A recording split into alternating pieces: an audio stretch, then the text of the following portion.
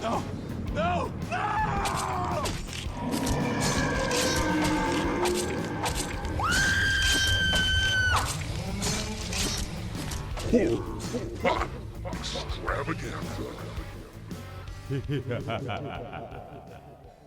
What is up, all you beautiful souls out there in the world? Welcome back to the Horror Pop Extravaganza. Yeah. I got a new microphone, got a new mic, because the one I had took a shit. She was all reliable for years, but it was time. So hopefully the audio issues that we experienced last week, and I might still be tweaking this, trying to adjust it, but hopefully those are okay. I am always Pops Ghostly, and with me as always is Just a little Duke spooky. this much. Just this much spook. Just a This little much spook. Duke. This much Duke. This much spook. Little Duke Spooky, how are you today? I'm wonderful. Thanks for asking, Pops Ghostly. You are so welcome. I am so glad you are wonderful. And to all of you beautiful souls who are joining us for this episode, welcome to the Horror Pop Extravaganza, where we mend the mind and or we maybe not mend, we blend the mindful and the macabre and bring those two things together. And today we are we're going into a pretty heavy one, a pretty good one that I'm excited about. We kind of detoured from the list for a little while. We during the Halloween season took off, and then we're coming back. We're like, yo, fuck Ghoulies, got Ghoulies done. I was still though, even when I was editing the episode and going back and looking at it, I'm like, fuck, little Duke Spooky, like Ghoulies is the shit. Fuck this guy. No, I'm kidding, I kid. But it was a fun episode, and now we're just kind of back on track. I'm sure we'll take a couple weeks where we do some Christmas stuff as well in between the regular list. But for now, we are going back to 2016, which was almost 10 years ago. Dang. Yeah, 2016 was almost 10 years ago. Let that sink in. 2016 was not the best year for horror cinema. There were a couple of little, gems in there, but we had a lot of kind of just mediocre, But I guess that's every year. Every year, there's probably a bunch of mediocre and then a couple standouts. But 2016 seemed to be like 1989. There was just a plethora of the mediocre. So we found the one, or at least one of the like three, I think, from this year that is a standout. I recall seeing this with no prior knowledge. I didn't know what it was about, or hang on, I'm just gonna try to adjust my camera a little bit. Okay. Oh, thanks, microphone. You jumped right up. Thank you.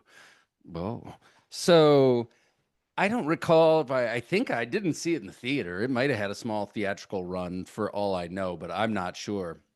But I know I picked it up on DVD or Blu-ray, something like that at the time, and was pretty blown away the first time I watched this movie. And this is something that you have done on your other podcast, previous podcast, and you actually got to do it with a mortician, which is super cool because, I mean, what better person to talk about this movie with than a mortician? But we are going to try to present something new and fresh and just kind of, I don't know, open up the inner gut workings that is the autopsy of Jane Doe. So when did how did you get to this? Or was that the first time you had seen it, was with a mortician? That was the first time that I saw it with the mortician. Yeah, and we just set it up for my podcast. I specifically did it because I like looked up autopsy movies. Oh, sweet. Okay. Yeah, There's, and so then there is one out of, I don't know, it's like fucking Austria. And now I can't even remember the name of it. But it's a 30-minute silent film about this mortician having sex with a dead body, and then he takes her brain home and feeds it to his dog at the end of the movie. It was brutal, dude. Brutal, like, and especially because no dialogue, no nothing, just somebody being sick for a half an hour. But anyway, go ahead. that's all I have to say about that. Okay, is this the first time you've rewatched it since that first viewing? Yeah. Yeah. And I will say this movie is problematic for me because there's boobies and puss in it, but it's dead boobies and puss, but it's still sexy boobies and puss. but it's dead So I'm boobies. rewatching this with my wife. She's like, I wonder if little Duke Spooky's gonna be all into this because there's a naked lady on the table the whole time. And I'm like, Yeah, I'm really into it. probably. But the one Yeah. you need to watch is that one I when I was out of town this past week, I watched Hollywood Chainsaw Hookers that was circa 1980 something or other. But it really is just, I mean, there had to have been 20 different pairs of breasts on display in Oh. that movie while they're chainsawing people. I mean, it's fucking 80s nonsense, but it was kind of fun. Like by the end of it, I was like, you know what? You're kind of charming, even though it's just ridiculous. Because you got this private detective type character who's doing the inner monologue noir thing the whole time. And then you just got these hookers in cheap apartments with chainsaws just cutting dudes up like, oh, I got something that'll get you real wet. But it was all right. But so, Autopsy of Jane Doe, let's just get right into it. We open up on a crime scene, and you've got detectives and all the crime scene people you would normally have around, whatever, crime scene investigators. We got a couple of dead people, and then we find a girl buried in the basement, buried in the dirt. The dead people, though, they do even make the thing. They're like, it's not, there's no signs of forced entry. There's no signs of this. It kind of doesn't add up. This thing doesn't add up, but we got a whole bunch of dead people on our hands. Now we got this girl under the dirt and like, oh, fuck.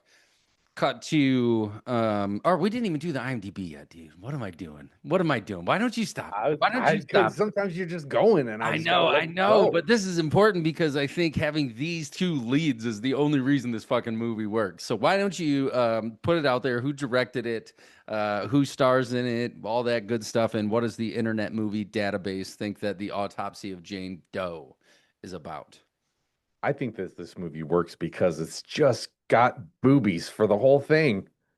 There's so many movies with tons of boobies that just do not work. I know, but they put the boobies away You're after too certain easily scenes. pleased. You are too easily pleased. I could just Yeah. distract right now if I just had like maybe one day I'll just buy one of those like fake breastplates and I'll just wear it here with boobs out the whole time where I would be so much more engaged listening to you talk if you had that on.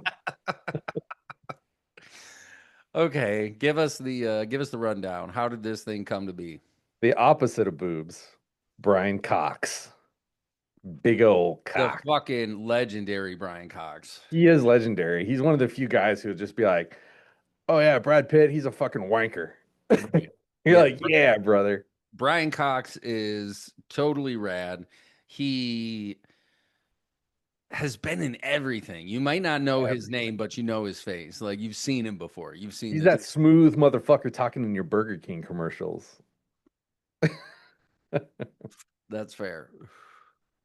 And then the second guy, probably one of the most underrated actors of our time, Emil Hirsch, dude. Yeah, dude. Emil He's so Hirsch. fucking good, dude. They both are, and that's what I'm saying is these two had they really do have to carry an entire movie. Alpha Dog, come on. The fucking Woods one, Lost Girl in Next Door, all of come them, on. dude. All of them. Emil Hirsch slays. Speed Racer, oops, little bump in the Oh, road. you need to stop on Speed Racer, dude. I like Speed Racer. I don't care what anybody says. Oh, you're the one guy? I am the one guy. I'm like, fucking give me, because it played out just like the cartoon, man. Like, if you were a fan of the cartoon, that shit was like, ha ha ha, let's go. Oh, yeah. Racer X is chasing us down. And this was like, yo, we get to see it and fucking like, meow, meow. You know, this is the height of like big 3D and shit at the theater. And they're like, fuck, come to IMAX and put glasses on. So, whatever. I'm a Speed Totally. Racer apologist. But the real star of the show, Ophelia Lovabond, who just lays there with her boobies out for the entire movie, dude. Doesn't speak a word. Mm-mm. She doesn't have to speak a word. You know why? Because those boobies speak for themselves. And that's exactly how this guy in Hollywood Chainsaw Hookers talks. This detective, he's like, she walked into my office. I knew she was trouble, but she had a great set of breasts. Yeah.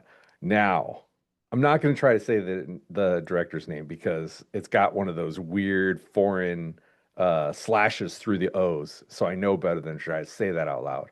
But what I will tell you is what IMDb says this movie's about. And Hi. this is probably one of the best ones I've ever seen. Hi. You ready for this? Yep. All right, try to stay dry. Okay. Father and son coroners investigate the death of a beautiful Jane Doe. Period. Wow. Yeah. Wow. Okay. Yeah. Kind of doesn't give you much of anything. That could be any different type of movie, not even necessarily a horror movie, but fuck it. IMDb, you tried. So let's get back into it. Now that we know who's in it, Emil Hirsch and Brian Cox, and we do jump to them in the mortuary, where it seems like it's been a family tradition for years, and now Emil Hirsch's character is learning the true comeuppance in the world of autopsy and all this shit. And he's like, I "Oh feel yeah, like you missed out on your parents having in their own autopsy room. I don't know. I don't I know feel if like I'd you would be have into fit like." right in as the No, creepy I little don't kid think in the I would be. My basement. wife probably, but me, no. Like I'm good. I don't need to be around it all day long. I like scary pretend movies on TV. Like I don't need to be like, oh, this guy had a fucking giant mass in his stomach, and but I just don't think it's for me. I feel like you'd But be the kid that would like sneak downstairs at 2 a.m. to touch it. no, fuck. Just poke it with one, like lick your finger first and then just You're touch it. you're the one who's like a boob. Oh, I for sure would go downstairs to see a boob.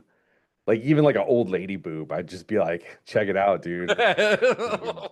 It's like hanging off the side, drooping into Yeah, the. like it's over to the you gotta like lift it up to the top to see it, and you're like, Yeah, that's a boob. that's great, little dude. That's great. Yeah, Um, where were we? They are wrapping up an autopsy on somebody, and Emil Hirsch is getting ready to go on a date. His girlfriend shows up, and she's like, "Oh, let's fuck go out," and he's like, "Yeah, let's do it." And Dad's like, "Yeah, go ahead." And right as they're getting ready to go, Sheriff Burker, I don't know, whatever his name was, he shows up with a body bag, like, fuck, we got one for you. Sorry, guys. I need cause of death by tomorrow. I've got all of these fuck dead bodies. No reason, no logic, no nothing. Please, can you do this? Give me something.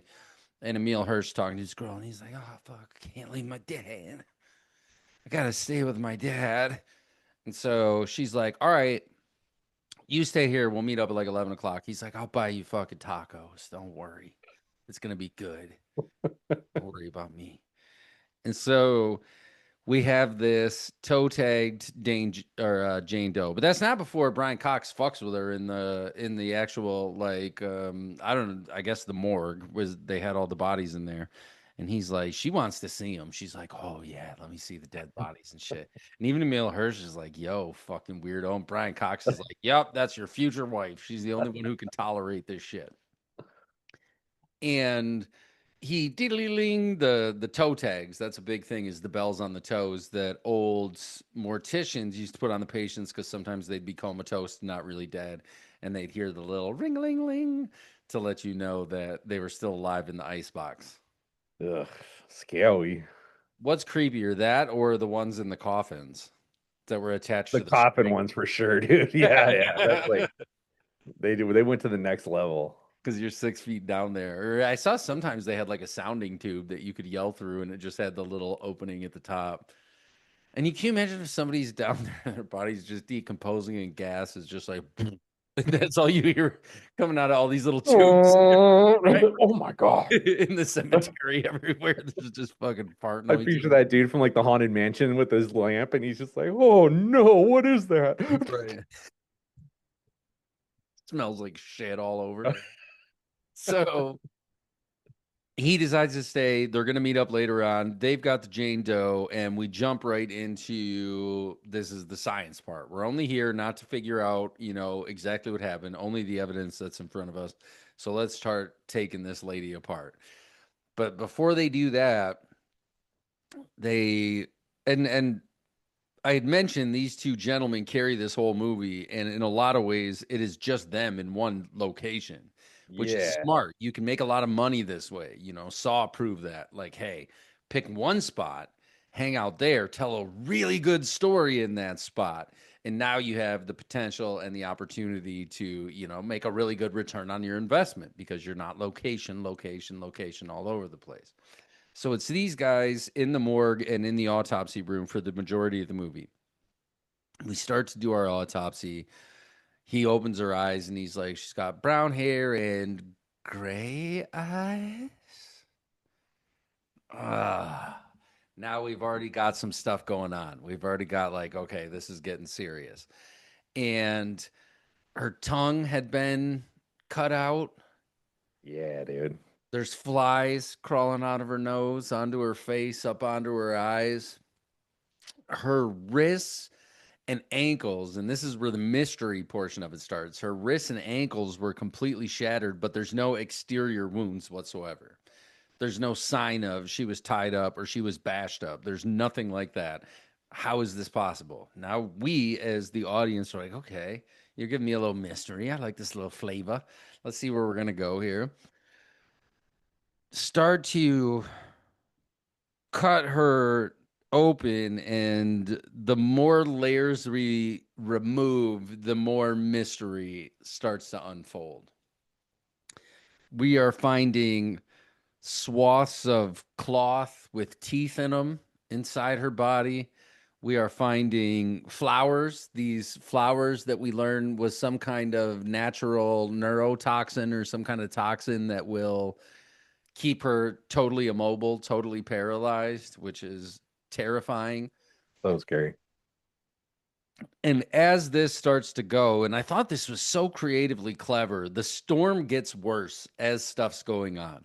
We're Right. hearing the broadcast from the radio, and they're way down in the basement. It's like, oh, this is one of the worst storms we've seen in da da da da da, which is important because you get to the end of this, and it's like another sunny day. It's been 4 or 5 days of sun right in a row. So you realize that this entity had been manipulating everything around them for so long.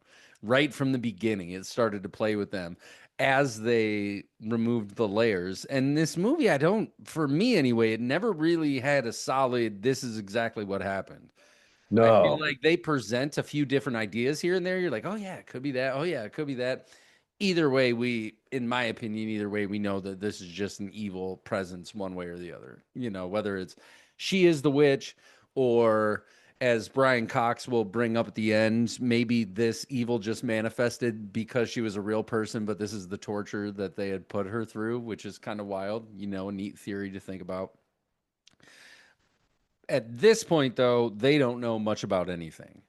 They're just like, okay, stuff's getting super weird. Let's keep writing it on the chalkboard. They've got a little body map, and okay, broken, flower in here, something in here, da da da da da in there.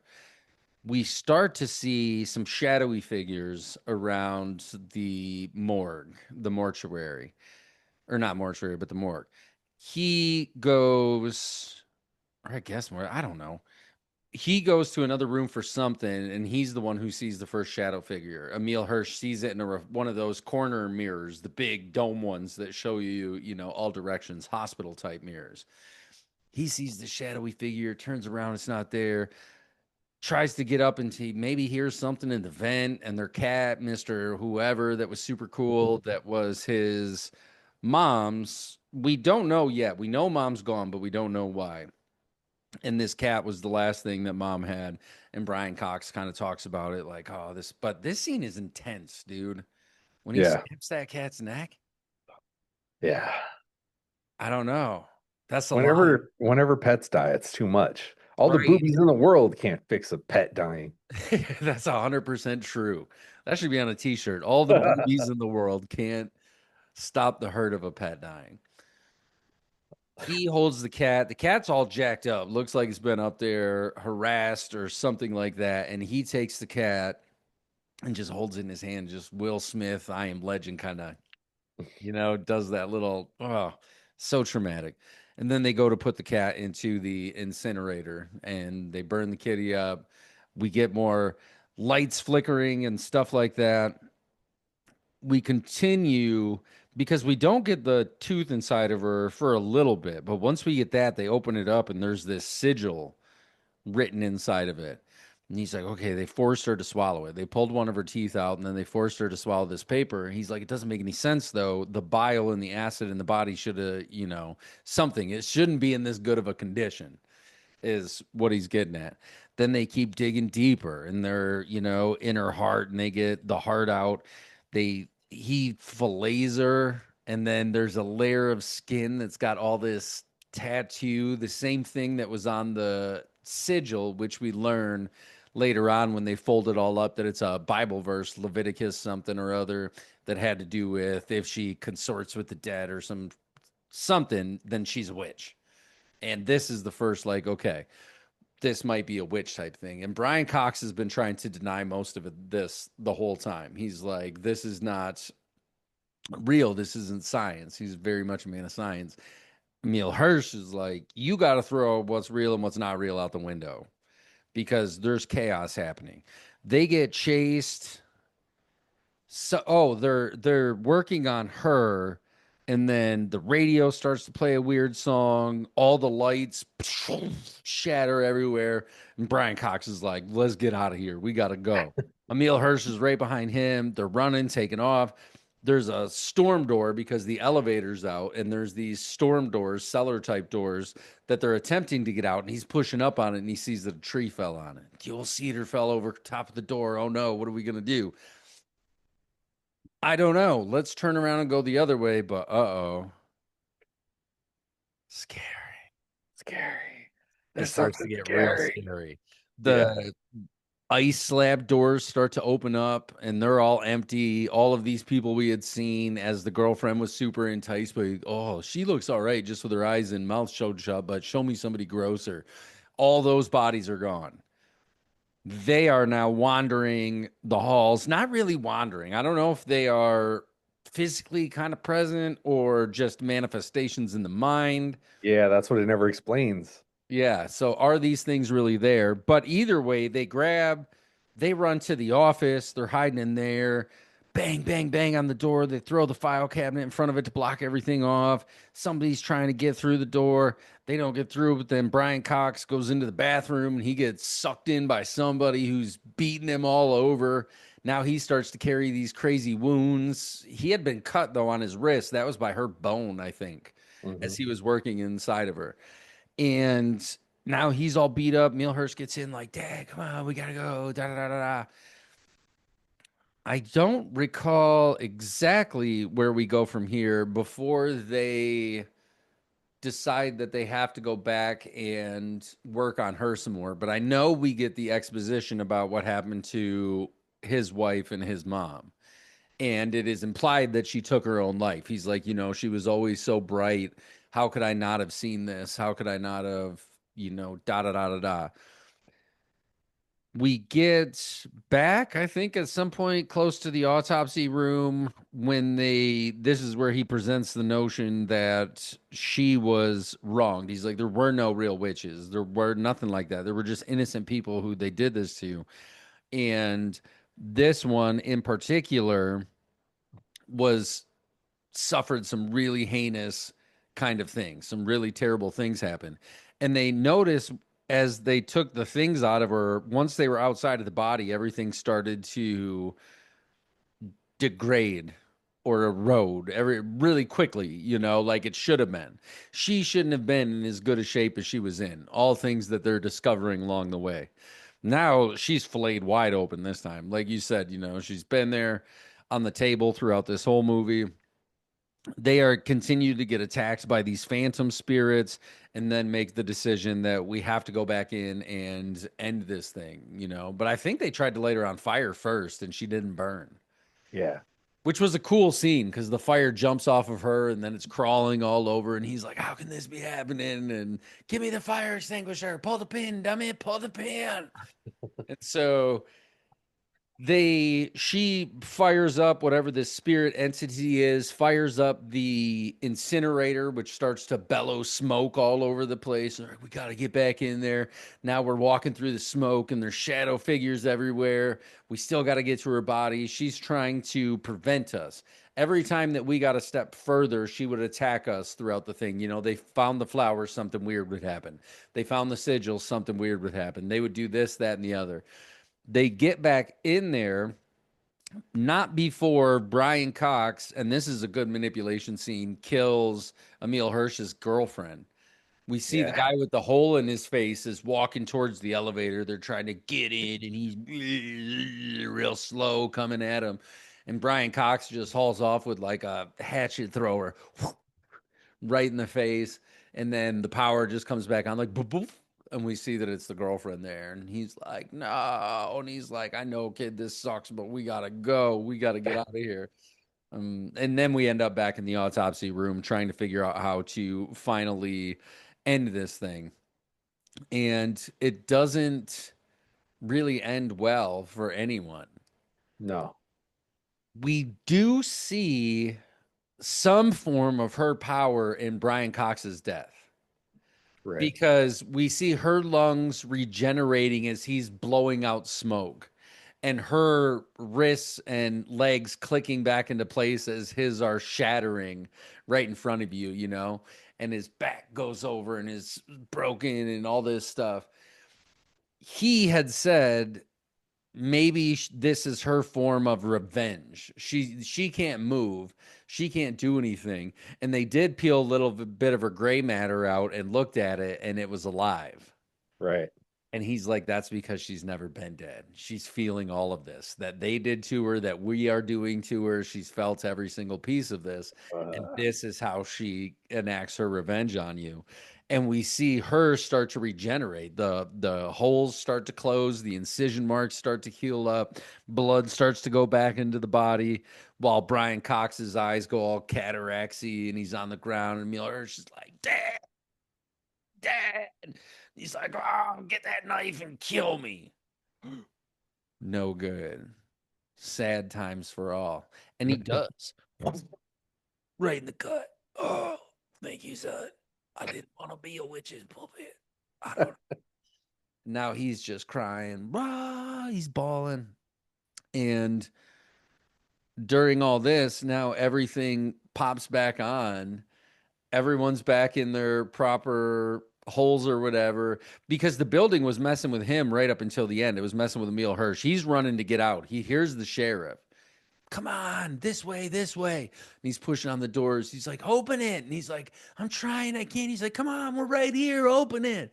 Really toying with this character.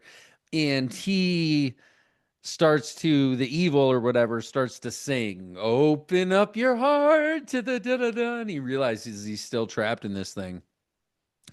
And I don't know if it is implied that, he was at fault for all of this now, kind of looks in a way like he did it all. But it's kind of the same. No, maybe Emil Hirsch was dead. Yeah, he died because he sees his dad and then he falls through the cracked banister and breaks his neck on the floor. And the yeah. sheriff comes in and is talking. And this is very reminiscent of the house and the murders from the first opening sequence. There is no forced entry. I don't understand. Why did, it doesn't make any sense. Now we have another group of this. Take her out of my county, get her over to somewhere else. I don't want to deal with this body anymore. Ambulance guy shows up. He's listening to something on the radio. He gets another beautiful sunny day, blah, blah, blah. The radio, open up your heart, da, da, da, kind of implying and letting us know that the evil is not dead. It is still very much alive in Jane Doe. We see her little toe tag, the toe, ting, and we hear the little ringing sound as if there was one of the little bells on there. But now she is on her way to the next whatever, you know. I don't know. Maybe there's a sequel out there somewhere. I don't really think it needs a sequel because how do you do an autopsy? You know what I mean? She's just a The corpse. burial of Jane Doe, the resurrection of Jane Doe, Maybe the resurrection. You're right. Maybe the resurrection. Easter Sunday of Jane Doe. Jane Doe goes to camp. Jane Doe goes to jail. Jane Doe saves Halloween. Hell yeah, dude. Jane Jane Doe Doe saves saves Halloween. Christmas. Yeah, dude. So, do you have, before we get into the rating of this episode, do you have any thoughts, any final things you would like to share about the autopsy of Jane Doe? Did I mention that her boobies are out for most of this movie? I feel like that's 33% of the only thing you've said during this episode. All right, well, I'll talk more so we can fuck those numbers up. Okay. But no, I really like this movie. I thought it was shot fucking gorgeously, dude. If you're gonna shoot in one room, dude, this guy like fucking tore it up, dude. The environment is so creepy. It feels so real. I feel like I've been in buildings like that. I feel like I know what like the tile smells like, you The know? flickering lights, the bzzz. Yeah, yeah. Yeah. I feel like Yeah, I've the been in set basements. dressing was gorgeous. gorgeous. The whole movie like is shot gorgeous. You would think that you would it probably sounds boring how we explained it, but like it's not. It's real tense and it's real They do a scary. great job of building old school Hitchcockian tension where it's Right, lit. right. But and never feeling boring or like, oh, where is this dragging out forever? You know, like Right. they just give you a little piece and they're like, how's that taste? You like that? They, Okay, here's a little bit more, you know? and but for some people, you might get to the end, you say, here's a little piece, and it's like, yeah, this meal is so good. And then you ask the chef at the end, like, oh, what meal was that? He's like, you tell me. You're right. Yeah, yeah. And it's like, Totally, dude. wow, that And was that pretty is strong flavors for not telling me what the meal is. right. That's a little disappointing, but smoke a little marijuana and you'll get right past that. Hopefully, you're in a legal state. If you are in a legal state, that's what we got to say, I think. Yeah. And but no, and then Brian Cox and Emil Hirsch, two really cool actors. Like I never would have thought to like put them together, but their sauce mixes well. Yes. Yeah. Does make a good meal. Yeah, yeah. And then yeah, Jane Doe, she kills it, dude. She just lays there the whole movie and she kills it. It could have been a wax statue, but this lady has to sit there while they like poke in her mouth and stuff and like do all this shit practical. Right. So kudos to her. Was she even laying under the full autopsy when they had her flayed open? Probably. I don't Maybe know. just like the head cut out. I mean, they've been doing it for years like that, where you just kind of Yeah. build the breastplate and you just keep the head right up in there where you can. Speaking of which, did you see that breastplate? Impressive. I just want to make sure that like people are getting how much I enjoy that part of the movie. I appreciate how much you enjoyed that part of the movie. If you look real close, you can see some hoo-ha once in a while too. Yep, very natural thing. Vaginas, breast. We Just all say the have way you say it, sounds we like it. we all have nipples. we, Oh man. we all Save that, dude. Save that for the OnlyFans, dude. Oh, okay. Sorry. So Speaking of those which, people who only HBE listen to the OnlyFans. audio, are like, "Oh no, what did I miss?" We just saw the best set of little man titties I've ever seen, My dude. tiny little nipples that are so hard from when they got pierced all those years ago. They stay relatively Never, erect. never even tell there was a hole in those things at one point. Oh, my brother ripped one straight out. Like there's a scar right across my one nipple, perfect, where he just pulled it straight through and it just severed my nipple in half. At least you don't have one of those dual nipples where it's like cut right down the center and it kind of like you can put your nose in between it. Like those nipples. Yeah. I want to tattoo a very realistic nipple on someone and close Dude, enough to one of their own nipples to where it's like, oh shit, is that, oh, what the fuck? And it's I like, will let you do that to me, dude, and I'll put it just to the left of my left boob. yeah, And I want it to look more realistic than my nipple so that then people your don't know actual which nipple, right? one to Which suck one's the on. real one? Okay. Yeah. I mean, we could get some really good photos of your actual nipple and then just tattoo your actual nipple right next to it. So it like, you don't even know. You're like, wait, what? What? And then I'll just have to order Dude, some what nip if we just covers. did nipples all the way across my chest to the other nipple? Or a belt like Ed Gein. We Like do an it just around equator your of nipples. actual skin, around your belly, A nipple belt, dude. around That's your, fashionable, dude. especially when you're wearing just a banana hammock at the beach. Yeah, and a Oh, nipple belt. People are like, "Ooh, look at that smooth walker right there." oh yeah. Yeah, I want a piece of Oh, that. I sexy. want to talk to that tall drink of hot dog. Well, still tall drink of hot dog. That is disgusting. Okay, so out of five, let's see, what do we got for out of five Perfect little witch nipples. perfect little witch nipples? How many do you give the autopsy of Jane Doe? I give the autopsy of Jane Doe. Doe. Yo, I can't talk. We said nipples so much I can't even contain myself. So happy right now. I made you use the nipple rating. I've been waiting to use the nipple rating for 91 episodes. Episode one. Okay. All So right, out of five.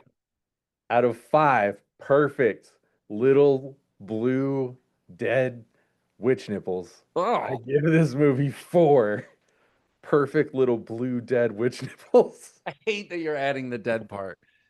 So However, out of 5, I am with you. This is a solid 4 out of 5 for me. It's one that I have revisited a few times since the original time seeing it when I was looking for movies from the different decades to represent here on the show. As soon as I saw this one pop up, I was like, "Oh yeah, that's a keeper for sure." This, and I feel like there's another one, Last Shift. Last Shift I watched right around the same time as this, and Last Shift is crazy. I don't Like think I've seen a that one. rookie cop goes to she's got the last shift at a police station where some Charles Manson cult was brought in right before, and her dad was one of the, it's solid. So 4 out of 5 for me Four out because of five. What? perky little blue dead witch. You had it perky. I thought that's what you said. I did not say perky, Wah, wah, but I wah, will now every single time. This will be the only nipple rating for the history of HBE, just so you know. Let's hope not. But That would be a great t-shirt too, that just had 4 out of 5 dead blue witch nipples. perky witch nipples. No, that was an accident. Perky witch nipples. Freudian slip. Okay, what do we have on deck for next week? What's I'm up? actually prepared this week, dude. I took a look. Nice. We're going way back in the way back machine, dude, to a little thing called Phantasm.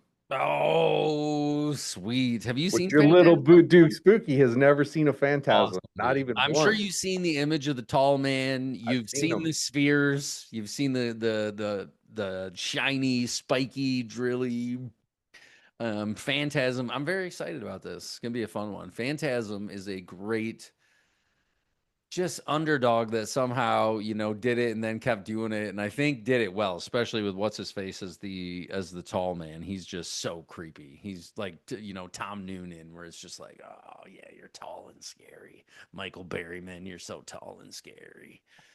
So next week, check that out. I don't know if it's free streaming anywhere, but it is widely available. It is not a hard flick to come by. So You're seeing a lot of fun adjectives.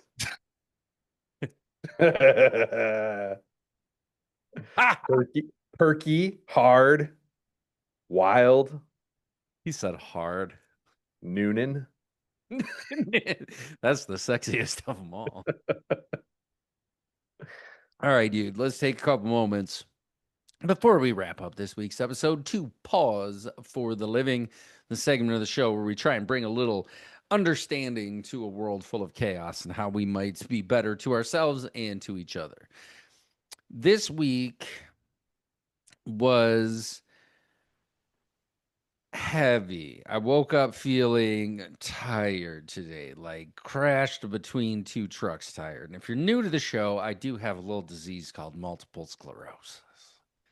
It makes you so tired. So if I was talking about being tired, it's because, I pushed it hard for like 3 days, though. Did a celebration of life at the tattoo shop for my friend Jen, who recently passed. Met a lot of her friends, did a lot of cool tattoos. Just really, it was a celebration of life in the best way possible. And that was awesome. But I did work pretty hard for 3 days straight, which for me it can be tough. And I had somebody that I was going to tattoo who rescheduled on Saturday. So I opened up another day, did a bunch of walk-ins. And then on top of that, we're still here now and going to be living up here for the next probably till springtime before we move. But all of this in a nutshell, and this is something I've said before, and it's something I'll say again, and it's so, I feel, radically important to a more contented existence. Be comfortable in change. Learn to be comfortable in change at almost all costs, because life is never going to stop throwing change in your face, and not quarters and nickels and dimes. It's going to throw problems, deaths, emergencies, good times, bad times. There's going to be so much change all the time. But I think just being able to stop and accept that change is constant does so much for how we approach life and how we approach the world, is knowing that that's going to happen. It's kind of the same way with death. We've talked about that a lot on the show, is knowing that that is going to happen changes the perspective on when it does happen. If we understand that death is a natural part of life and just like birth, then it's easier to contend with it when it does happen to us. And I think the same could be same for change. If we know change is going to happen, if we know things are never going to be the same or exactly how we want them to be, then it's easier to deal with it. Believe the problems arise when things change and we don't want them to be that way, and then we become angry at the change. And now we are creating new mental suffering that is a result of denying reality for exactly what it is. It's saying, I don't accept you for what you are. I wish you were something else. Now I am mad about that. Whereas when we can take change and it happens in our lives and just say, yep, this is part of the ride. And things come in seasons, you know. I've never met a person whose shit's been bad forever or good forever. Everything is cyclical and kind of moves. And that's important too, because I think we can get to some down points in life when change becomes really burdensome and just stay there and get stuck there. And it's like, well, everything is the worst ever. So I guess I'm just going to stay here forever and be miserable and take it out on everybody around me, whether it be online or whether it be in the people I see in my regular life. I will portray my anger that reality is not how I feel it should be.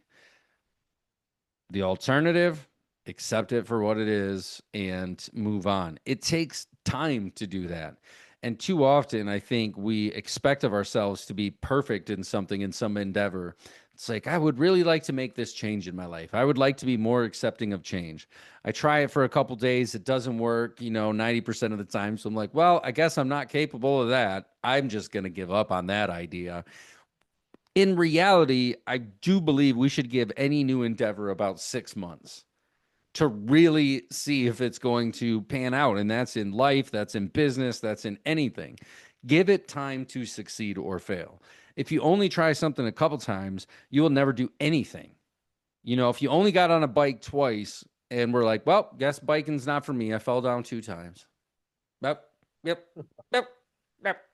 Any endeavor like that, if you give up super quickly, you're never going to see the change. And change feels uncomfortable. It often feels not normal because we're so comfortable in our habits and the things that we do. But with this, I feel it's important to fight through the uncomfortable, and then you get to a place of being comfortable with change that I believe is probably way more comfortable than where most people are at right now anyway, because it's just a relaxed state. It's like, yeah, that's going to happen. It's kind of like being in a boat in the ocean, and just kind of rocking with the waves for a while. It's like, yep, I know there's going to be waves, so I'm just going to roll with them. I'm not going to charge headfirst into them and be like, I don't believe in you. And change is there. If the waves are changed, change is there, and it's going to happen. So that is my 2 cents for the pause for the living. What do you have that you would like to add, or any thoughts you have on that idea? Yeah, it's funny that it so often your advice or our advice comes from that idea of like dealing with change, and that like you can't avoid it. And so many people make themselves miserable trying to like keep things from going one way or another. And it's like if you can just learn to be uncomfortable, life becomes a lot more comfortable. That's a great way to put it. If you can learn to be uncomfortable, life becomes a lot more comfortable. And it Right. really does.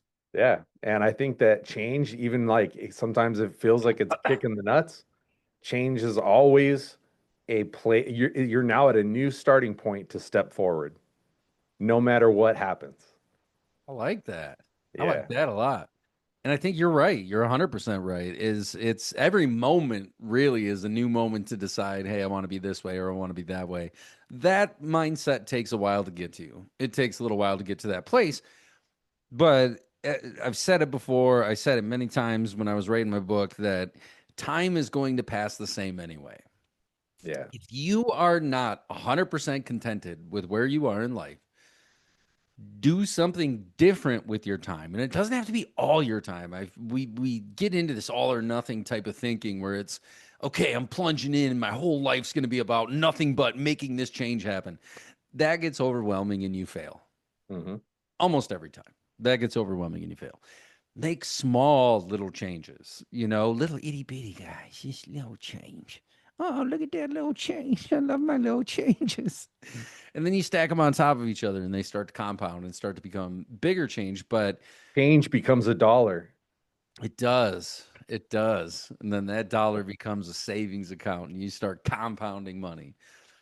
However, in this instance, we are not talking about money. We're talking about actual change, but I think it's even more valuable than money. You could have all the money in the world. You look at somebody, and I'm not trying to just pick on Kim Kardashian, but I read a couple articles recently, a couple headlines, actually. I don't even know if I fully read into it, but the one was she blamed Kanye for her brain aneurysm for the stress that he produced during their separation. And then there was something about her yelling at Chad GPT for not helping her better, like something in law school. I'm like, okay. So you can have all the money in the world, but I think some things are more valuable than money. And I think that's knowing yourself, a little more deeper, taking that time to look inward, because I do think, we've had so many examples of people with what is essentially an endless amount of money taking their own life. So if money could buy happy, you would never see that. You wouldn't see suicides of, your Kate Spades and your Anthony Bourdains of the world. Somebody whose job it was go hang out and eat good food all over exotic places in the world. And most people would be like, give me that. I'd be happy forever. And that doesn't equate to happy. I think happy starts with little things like being comfortable in change. I think that's where you can really start to find some happy. So next week we will be back. Yeah, we're going to be talking about some Phantasma. Diet Phantasma. It's my favorite drink. For the Horror Pop Extravaganza, I have been Pops Ghostly. I've been Little Erect Nipples Duke Spooky. Don't forget to like and subscribe for more grotesque rating systems.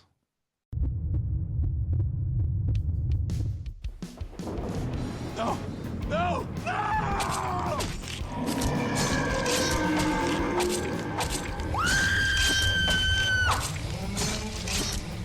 Horror Pop Extravaganza.